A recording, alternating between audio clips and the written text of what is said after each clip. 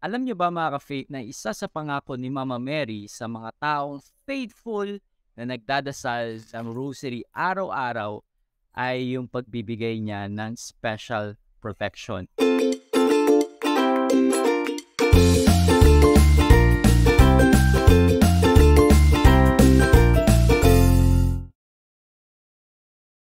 Yes, totoo to mga ka-faith. And in fact, gusto ko i-share sa inyo itong mismong naging experience ni Pope John Paul II na special protection ni Mama Mary. Okay, because we know that Pope John Paul was one of the great Pope of the Catholic Church. And he is a very Marian Pope. Siya din ang nagdagdag ng Luminous Mystery. At alam nyo na siya ay nagdadasal ng rosary 4 times a day, mga ka-faith. So ano yung naging story dito ni Pope John Paul II? In 1981, on May 13, ito yung anniversary of the Feast of Our Lady of Fatima. Merong isang babae sa St. Peter's Square na meron siyang statue ng Our Lady of Fatima. And ang ginawa ni Pope John Paul, nung nakita niyo to, he leaned over to kiss the statue of Our Lady of Fatima. So, inalikan niya yon. And alam niyo nangyari? A few moments later, merong isang gunman sa harap ni Pope John Paul and shoot him.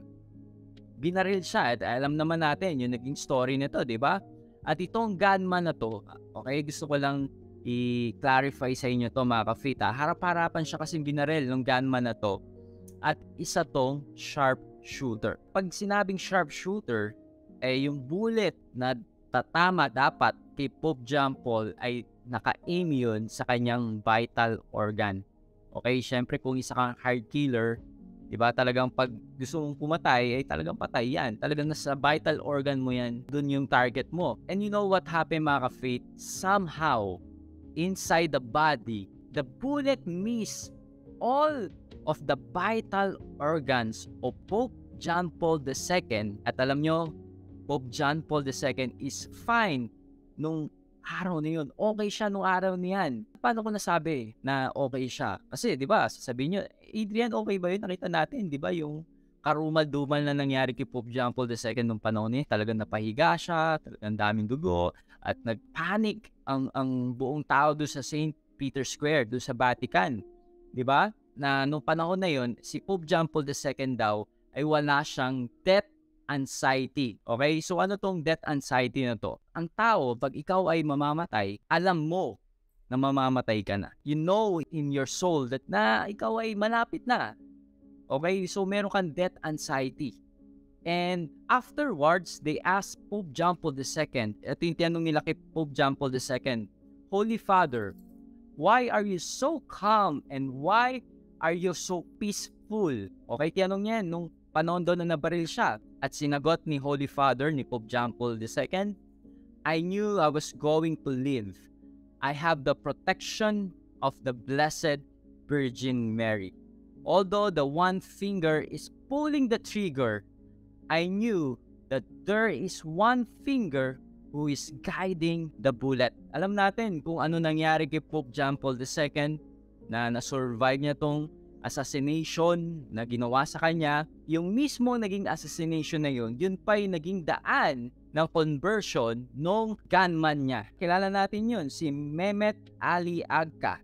Siya yung gunman ni Pope John Paul II. After makalabas ni Pope John Paul II sa hospital, binisita niya kagad itong gunman niya sa kulungan at pinatawad niya yung kanyang gunman at nagbigay pa siya ng confession dito. You know what happened to this gunman at na-experience niya yung love and mercy of God at na-convert si Mehmet Ali Agca. Naging Katoliko siya. Diba? And nung panahon na yun, talagang hindi niya nakalimutan yung pangyayari na yun. Yung encounter niya with Pope John Paul II na parang he met Jesus here on earth. Yung mercy, yung compassion na binigay sa kanya ni Pope John Paul II. Doon pinakita ni Pope John Paul II itong pangyayari na to, diba? That love your enemies. No, literally, yung mismo taong gusto pumatay sa kanya, Di ba pinatawad niya, minahal niya, at niyakap niya without any condemnation. Amen? Di ba? Parang ang hirap gawin nun, di ba? Ikaw nga lang, tapikin ka nga lang, or kaya may masabi lang na masama sa ibang tao, talagang magwawala ka niyan, peace mode ka niyan, di ba? Yung pa kaya yung pinagtangkaan ng buhay mo, yung kayong binaril ka, di ba? Yung almost mamatay ka, di ba parang ang hirap gawin yun eh, nung papatawarin mo yung nagtangka sa'yo na hindi ka magdedemanda. Ako, iniisip ko parang meron pa kayong gagawa nun, di ba? Bukod kay Pope John Paul II. And I'm sure meron mga taong gagawa nun. Yung ganung moment, gusto kang patayin, ay mapapatawad mo at yayakapin mo. Pero through the grace of God, it happened. And through St. John Paul II, doon pinakita ng Diyos ang kanyang mercy at ang kanyang pagmamahal sa mga taong makasalanan. At yun, yung nagbunga ng conversion ng gunman ni Pope John Paul II, or mas kilalang St. John Paul II kasi isa na siyang santo. Dito sa pangyayari nito, dito sa storya na to, you can be assured that even if the cross come, Mama Mary is gonna show her face to you. Katulad ng ginawa niya kay Jesus and the saint. At sabi to ni St. Louis de Montfort, every cross you receive is dipped with honey. Yes, normally, di ba, pag may nangyaring masama sa'yo, sa atin, madalas, di ba, nagpapanik tayo kagad. Di ba, ang dami natatakot ka na, nervous ka na, minsan nagagalit ka pa nga eh. We have this too much emotion. Lord, anong gagawin ko? Lord, tulungan mo ako. Lord, help me. But our Blessed Mother is constantly helping you kung merong mga bad things na nangyayari na hindi tinulungan ni Mama Mary. At ito ang isa sa promise ni Mama Mary sa mga taong faithful na nagdadasal ng rosary is yung special protection. Katulad ng ginawa niya kay St. John Paul II noong mga panahon na yon. At ako, mga ka-faith, personal testimony ko, yes, alam nyo, ever since I pray this rosary, na kahit saan ako magpunta, talagang lagi ko itong dala, and I felt the peace and the protection of Mama Mary every time talagang hawak ko ang rosary. I felt her mantle of protection upon me and my family. At maraming instances ng buhay namin na nakita talaga namin yung special grace and protection na binibigay ng Diyos through Mama Mary because of this rosary.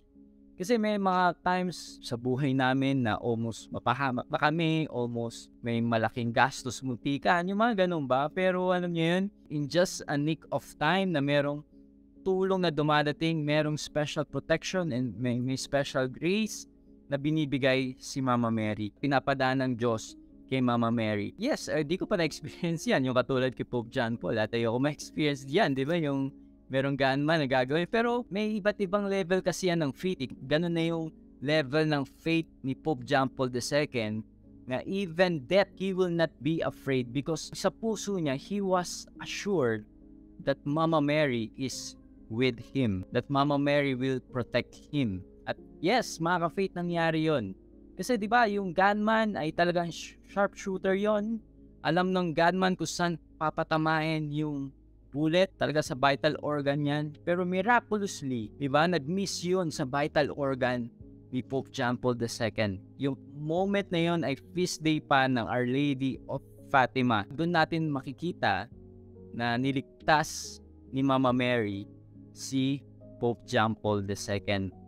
Yung moment na yon, and yes, siguro yung iba sa atin medyo na-discouraged, na disheartened nung nabalitaan niya, nung nabubuhay ka na nung panahon na yan. Hindi pa ako napapanganak nung panahon na yan. Okay, pero kung ikaw ay may malay na yan, di ba, nakita mo yan, talagang madidishearten ka, malulungkot ka, madidiscourage ka. Parang isipin mo, ba't ganun, no? Bakit tinalaw ng Diyos na mabaril si Pope John Paul II? Napakabuting tao niya. Ano yung, talaga bang ganyan na kahit mabuti kang tao, talagang may mangyayari sa yung ganyan? Di ba? May mga ganun, di ba? Hello mga ka-faith, short commercial lang. Kung sa tingin mo na na-bless at na-inspire ka sa content na pinapanood mo ngayon, dito sa vlog na pinapanood mo ngayon, dito sa interview na pinapanood mo ngayon, please consider supporting me in Patreon. Alam nyo mga ka-faith, when you support me in Patreon, ay matutulungan nyo ako na makapag-produce pa ng mga ganitong klaseng vlog at interview na alam ko na makakatulong sa inyong Catholic faith. Kasi itong ginagawa ko ay hindi po libre to, lahat to ay may cost, 'di ba? Yung mga ginagamit ko sa editing, sa mga software, sa mga device na kailangan ko pang gamitin para mas mapaganda ko pa yung mga interview at content na gagawin ko.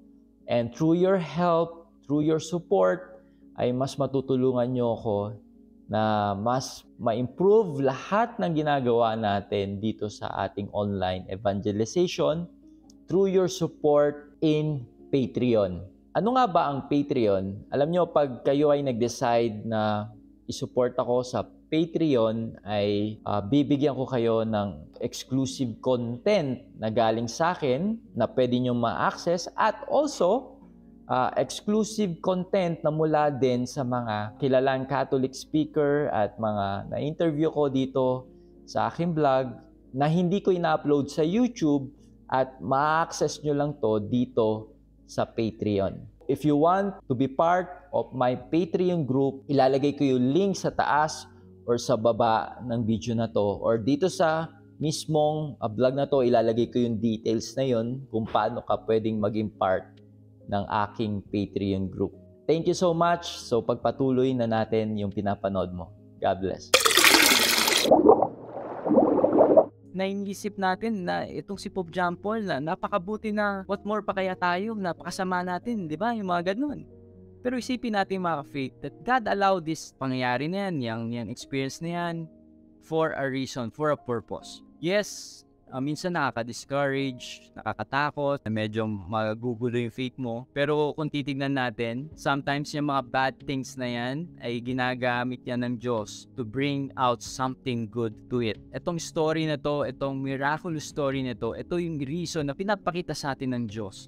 Na even na merong mga pangit at mga masasama mangyayari sa'yo, sa atin, ay rest assured yung rescue ng Diyos. Rest assured yung protection ni Mama Mary, especially for those who are faithful in praying the rosary. Isipin natin mga ka-faith that God will not promise heaven while we are here on earth. Ay kita natin there's so much evil, may mga kasama, may mga talagang may mangyayaring hindi kaaya-aya. Kasi nandito pa tayo sa mundo eh. Inalaw pa ng Diyos ang mangyayari yan, na inalaw ng Diyos ang medyo may mga mangyayaring masasama. God will bring out something good for it. While we are on earth, itong mga sufferings natin, itong mga trials natin, yung mga challenges sa pagdadaanan natin, ay i-offer natin to for the reparation of our sins and for the salvation of the souls in purgatory. I-offer natin yung mga sufferings natin, yung mga pain natin, itong mga pinagdadaanan natin sa Diyos.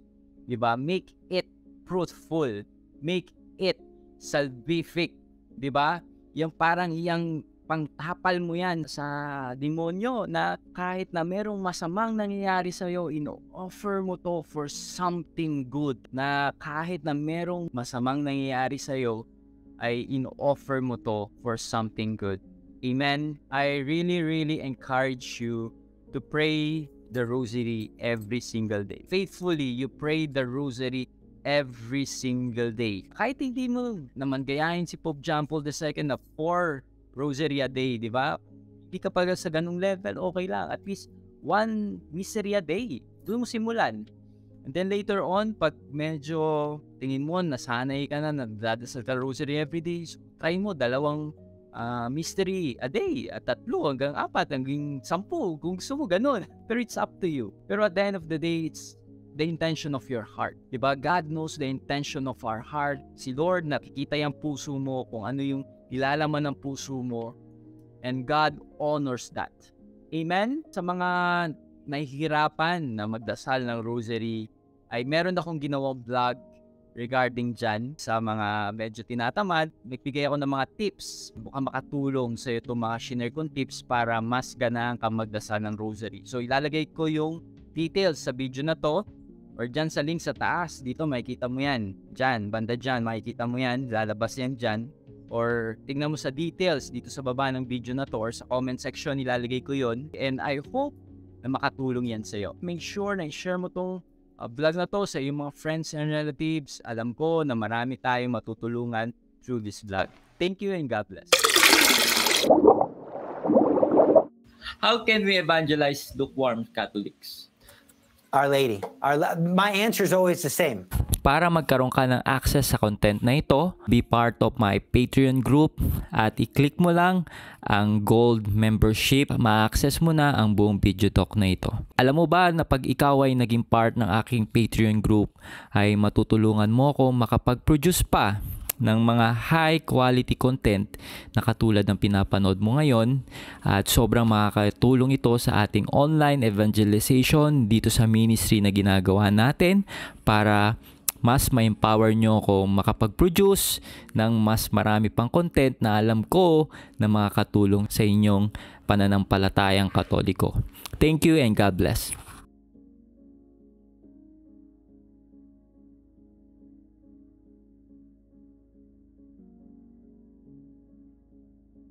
So that's it. Thank you for watching this video. I hope na na-bless at na-inspire ka dito sa aking vlog. Make sure na i-like mo at mag-comment ka sa baba ng video na to at mag-subscribe ka sa aking YouTube channel para lagi kang updated sa mga bagong vlog na gagawin ko. At huwag mo din kakalimutan na i-like ang aking page. So this been Adrian Milag, encouraging you to live your life to the fullest. God bless you more abundantly.